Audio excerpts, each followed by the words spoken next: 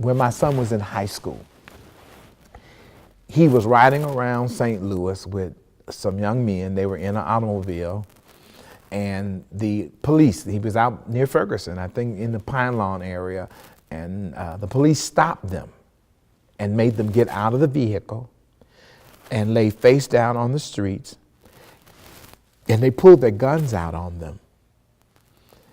And they were terrified. When I called my son to find out, when I heard about it, I called him and I tried to talk to him, and he could not talk. Words would not come out of his mouth. He couldn't talk. He was so terrified. He was so traumatized by what had happened that he couldn't talk. He lost his voice.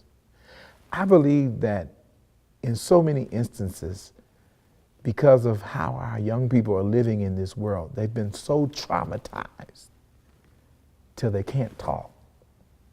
And they're looking for responsible adults and leaders that will help them craft the words that they can't find for themselves. And so as a bishop, I want to first of all address the traumas that we've been placing on our young people. We've been boxing them in. We've been putting labels on them.